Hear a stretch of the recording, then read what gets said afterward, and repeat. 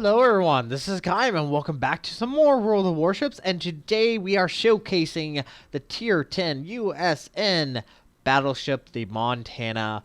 And this has, like I said in my Iowa video, this has been a long time coming since I've been playing World of Warships for almost a year and a half now, and it is finally about time that I got the Montana. And I have been working on the USN Battleship line for a very long time. So, finally have her. And my thoughts on her? I actually love her. I do. I really freaking do. I would have to say I like her even more so. This is kind of controversial. Even more so than the Yamato. I know, shocking. I have more fun with the Montana than I do with the Yamato. Yeah, Yamato, it's powerful. Don't get me wrong. It is extremely powerful. But the Montana, in the right circumstances, is equally as powerful as Yamato. So, as you will see in the replay, and I'll throw in a little bit of this really good moment against an Iowa. But anyway, still, really good ship. So, let's quickly look at her stats. Survivability, hit points 96,300. It is actually one of the lowest health pool compared to the other two. The Yamato has 97,200, and the Kurfürst has, I believe, over 100,000. I think it's 106,000. So she has the least amount of health compared to the other tiers 10 battleships, and her armor is pretty decent, but it's nothing compared to the Yamato's. Yamato, the very beneficial is her Citadel, Yamato's Citadel. So her Citadel is definitely a lot more angled. So her armor, as far as her Citadel is concerned, is a little bit easier to actually penetrate because it does not have that angled that the Yamato does have. So that is something to keep in mind. And also her deck armor is a little bit thicker than the Montana's. I think it was like 320 versus 150 millimeters, something like that. So definitely you don't have that thick of armor as compared to the Yamato's, but still pretty good bow on. The Yamato will still overmatch your armor due to her shell size, but I mean there's not really much you can do about that. Now her guns are just like the Iowas, but you have an additional turret in the back, and this is where I think the downside of the Montana is, because a lot more people will try to get that back turret into play because that's half of your firepower in the back. And so in the Iowa you had two turrets in front, one in the back, and the idea was that you would stay bow on and just use those two front turrets to fire, because it's only 33% of your firepower was in the rear of the stern of the ship. So yeah, I think that's really what it comes down to, but they are fairly great, actually. They have a reload time of 30 seconds. Turn time is 38.3 seconds with a maximum dispersion of 264 meters. She has the second best range with 23.6 kilometers. A little bit better than the Kurfürst, but definitely not as good as the Yamato, so she does have that weakness.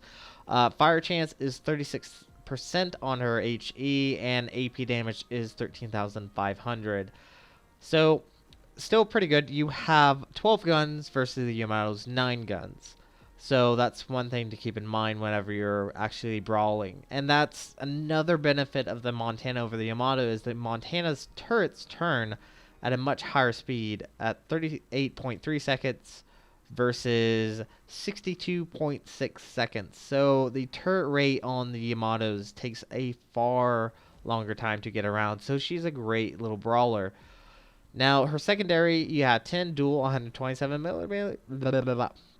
Now her secondary armaments, you have 10 dual 127 millimeters with a 6 kilometer range, 3.6 second reload, and 1,800 max HE shell damage with a 9% fire chance. So they're still pretty decent all the same.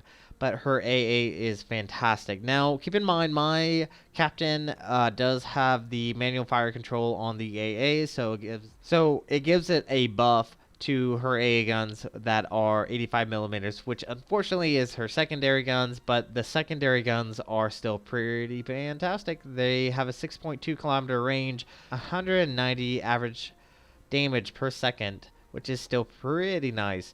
Now, you do have 20 quads Bofors, which have a 385 4.2 kilometer average damage on your Orlican Mark 20 of those, and they have a damage of 148 seconds, and then you do have single 20 millimeters with a average damage of 87 seconds. So her AA is pretty fantastic, all saying. So maneuverability, you have a max speed of 31.5 knots, which is a little bit slower than the Iowa's, which tops out at 33 knots. But I do have the speed flag on her, so she does get that 31.5 knots. Turning circle radius is a little bit worse than the Yamato's, of 900 meters versus ours in the Montana at 950 meters. Rudder shift time is a little bit slower than the Yamato's as well. 17.8 seconds versus a 17.6 seconds, so not very much, but 0.2 seconds still is a little bit slower, obviously. Now, concealment is where she is pretty decent. 13.4 kilometers on my concealment, and my captain's fully trained, and he has all the concealment. So it is beneficial for, at least in my ideas as far as the USN battleships, is to have that concealment so you can slip away if you are facing against a Yamato. Do keep in mind, if the Yamato captain went a concealment build, which I actually did on mine, it has a concealment of 13.5.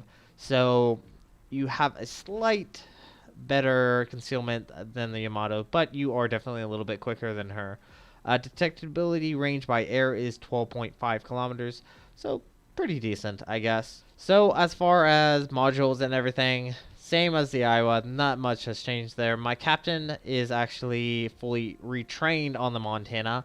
When I transferred him over, I didn't actually have enough doubloons to instantly train him up, so I did have to go through a few battles with a captain that was not retrained on the Montana. And the replay that you will see is such case where I actually did not have the benefit of my captain, but I still did pretty well. So I'm going to go ahead and jump into the replay. We'll take out this Montana, and like I said, I do think she's a fun ship to play. So I will see you guys in just a second. Alright everyone, welcome back to the replay with Montana, and this is actually the second game I've had in the Montana. Since my first game, it was okay. Essentially what happened was, I was the only person on the west side of, oh good lord, I can't think of what the map is called. I will pop it up here. Essentially I was the only one on the west hand side holding off against a quarter of the team, enemy team, and then the other quarter showed up. Pretty much almost half the enemy team was firing at me. It was okay. Did pretty good damage, but our team won. So I chose this one because this one was really spectacular and really does portray the Montana's power. So we are currently playing on two brothers playing domination. There is a Montana, Yamato, Iowa, Izumo, Bismarck, Hindenburg, three Megamis actually, a Atago, Gearing, and Hatsuharu. On the enemy team, there is a Kurfürst, a Yamato, Iowa, Fitadagos, Bismarck, Hindenburg, Rune, two Atagos, Gearing, Udaloy, and a Fubuki. And I am joined once again with Brandon in his Gearing. And it was pretty much the last game that we were going to play together before he had to get off so he could get home. So it was pretty much the last game of the day, and we decided to go tier 10.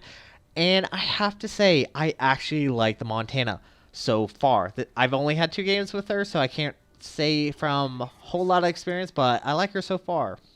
Now, the Yamato, I do want to be leery of. This is why I'm not really pushing forward. I'm letting Brandon, who is currently spotting for us, take the lead. And so I'm just kind of leery about the Yamato, because I have been in a Yamato fighting against Montana, and the Montana can't really hold up very well to the Yamato's shells. So I do want to be a little bit leery. But it looks like so far the Iowa and the Fita de Gros are the only ones over here. And the Yamato is actually on the east-hand side of the map. So I don't have to worry about that Yamato. Good. That's actually a good thing. Now, I will also point out right now, as I previously pointed out, that my captain is not retrained for the Montana, and I don't have all the skills. Now, this Iowa is starting to show broadside, and 12 shells, 12 16-inch shells, and could have been better. Only got 1 penetration, 3 ricochets. He was starting to turn in, but wasn't showing a full broadside, so didn't get a good damage roll. But he's currently actually starting to move south a little bit, trying to possibly head towards B. And at this time, he shows me a nice big broadside, and just watch this salvo go in. And goodbye, Iowa's health. 2 citadels brings him down to 35,000 points of damage, or points of health. And yeah, I really like the Montana. Now, Brandon is currently fighting the Udaloy, and he swears that the Udaloy wasn't gonna spot him, as you will see, and Brandon is taking heavy damage from both the Udaloy and the Atago, and unfortunately does go down to the Udaloy. So he doesn't know who was spotting him, because he didn't obviously spot the Atago. And we do kind of snipe that kill. I will admit that I did kind of snipe that. But he wasn't quite certain how he spotted, but I don't know. I might actually have to rewatch that. Might have been that he was 2 kilometers close to that Udaloy. I don't know. I'm going to actually have to go back and rewatch that now. So, smoke is done. A is captured. All that's left on this side is the Atago. And the Atago is probably taking really big steps in the other directions, and he's going to be kind of an annoyance for us for the most part, but I don't have to worry about any of this at the moment. I'm going to try and push towards B. Now, almost the entire enemy team has moved over towards D, and I believe it is our Bismarck, and there's this Ismo just running right into me. 2 very large ships. Yeah, the Bismarck is currently fighting by himself against the Kurfürst and the Yamato, and our friendly Yamato is actually sitting down at sea. Don't really understand why he's doing that, but he is. And we have 3 cruisers over there: the Hindenburg, the Mogami, and I'm trying to think, another Mogami. So we do fire at the Hindenburg. Let's see how much damage you get. 16,000 K. Not bad. Now, if you can see on the mini-map, the enemy Iowa, is actually moving into that channel. And both me and Jay are actually kind of talking about this. Is like, why are you doing this? Like, it makes no sense to move down that channel. And our friendly Yamato is going to be, I don't know. I think shit went to his brain, because yeah, the friendly Yamato decides to go down into that channel as well. And we'll see how this goes. Now, unfortunately, I fired at the Bismarck. It looks like he possibly started moving forward, and my salvo does miss, but that's alright. I guess it could be a little bit better. So, focusing on the Hindenburg, really would like to take the Hindenburg out, and it is fantastic having 12 shots of 16-inch guns, and unfortunately I miss almost all of them except for 3 shells, or actually technically 4, but we do get about 14,000 points of damage. The Iowa does back up, and his salvo, not bad. I mean, yes, showing broadside probably could have gone a little bit better, but at least he didn't actually get a citadel, so I'm fine with that. Now, a enemy Fubuki is starting to come our way, and I want him dead. So I'm just waiting for him to turn a little bit more broadside, so it'll be a little bit easier to actually track him and hit him. 16-inch shells, not bad. Brings him down to around 4,000, 4,500 points of health. I will take that. As soon as that Fubuki shows back up, our friendly cruiser and destroyer should be able to take out this Fubuki. Now, I did slow up just so I can enjoy the stealth of a smokescreen, and the Iowa and the Yamato in the channel ram each other. So we're down a tier 10 ship. Not particularly good.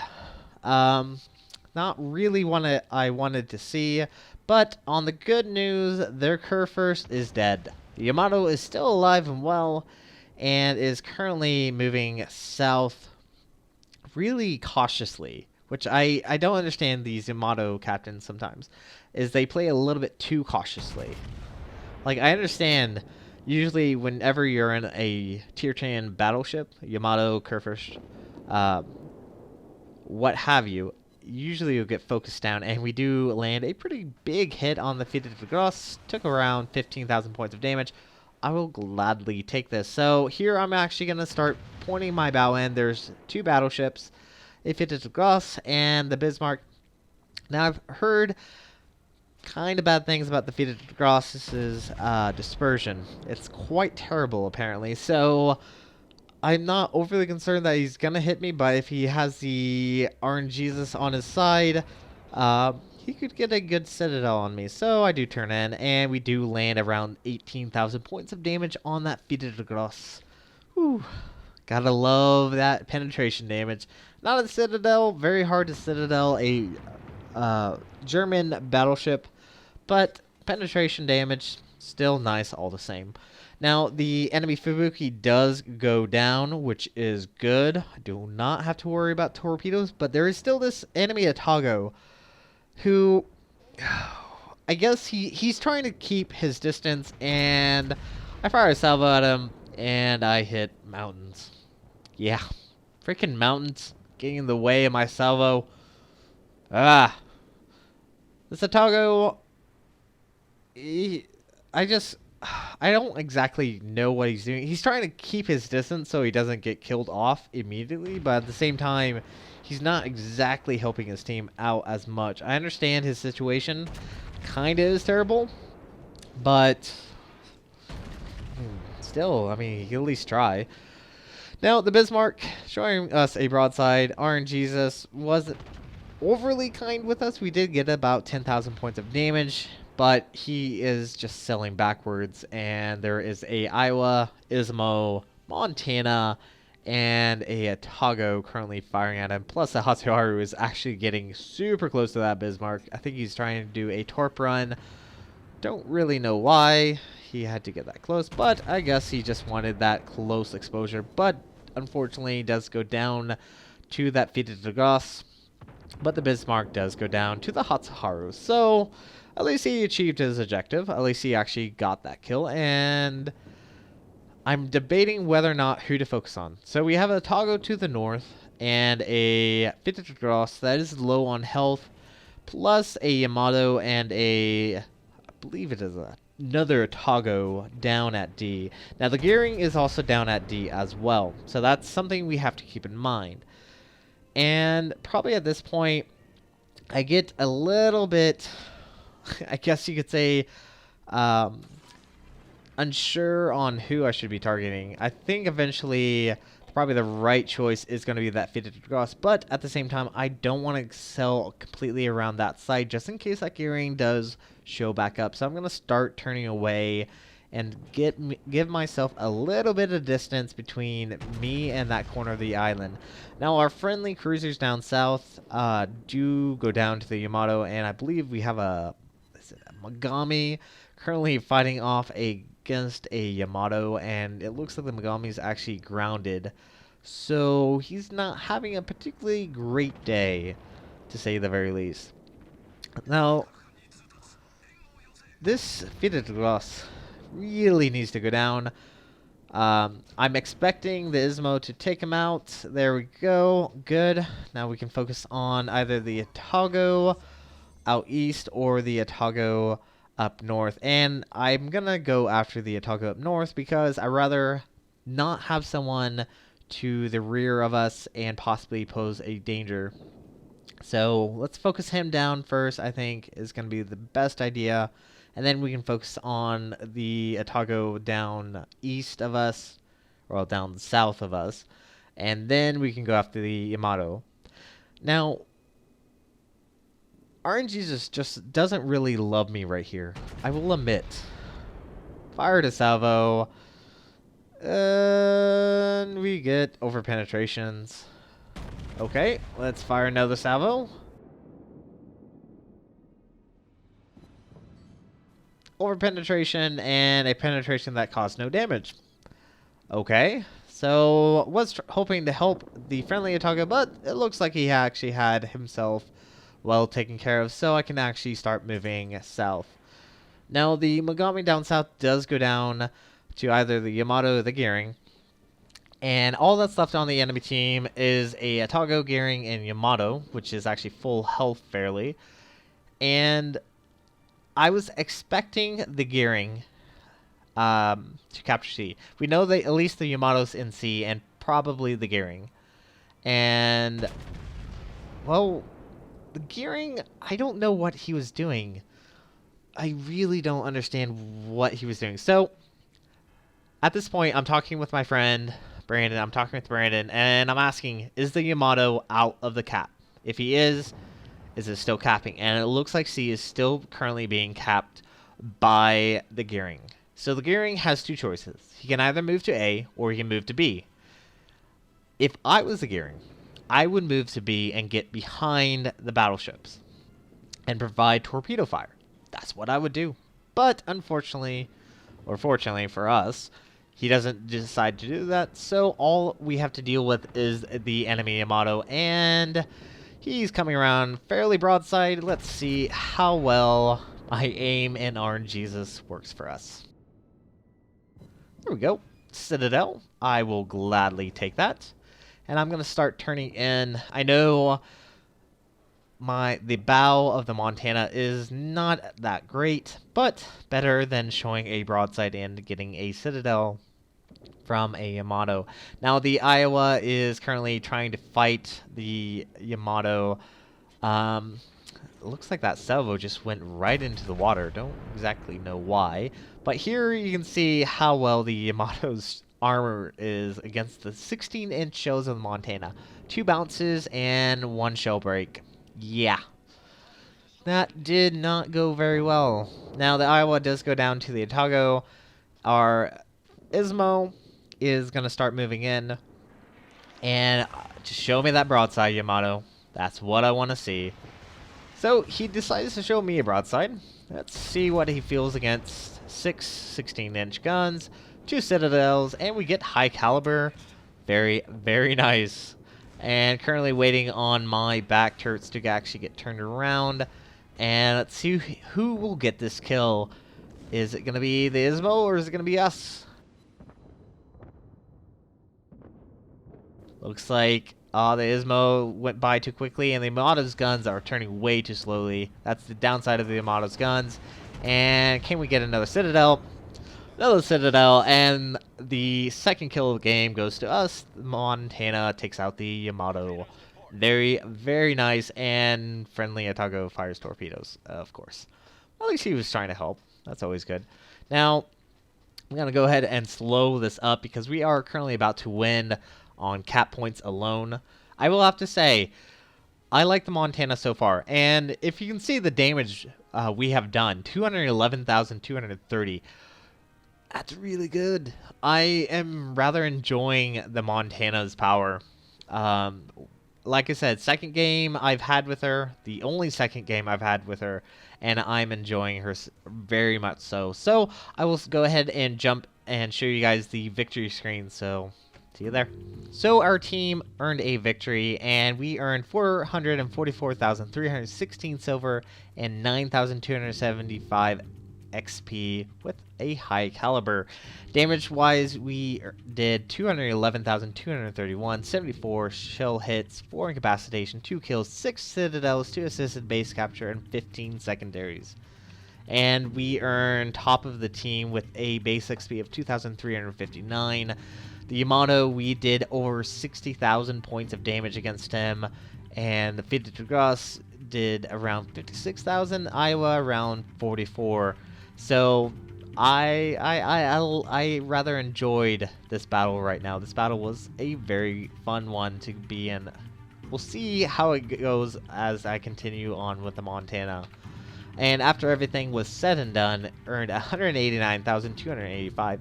And you can see how much money was spent on a tier 10 battleship.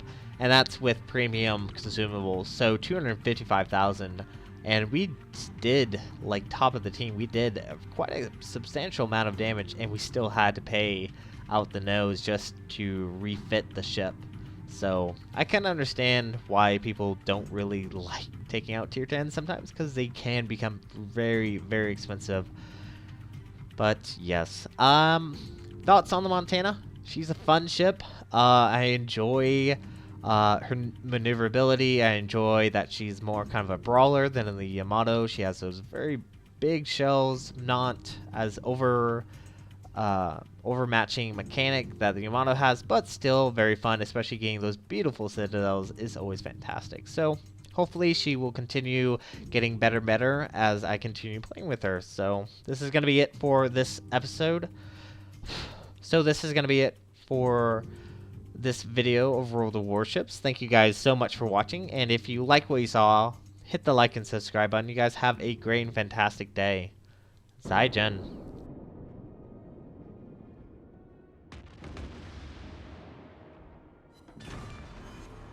Battleship sunk.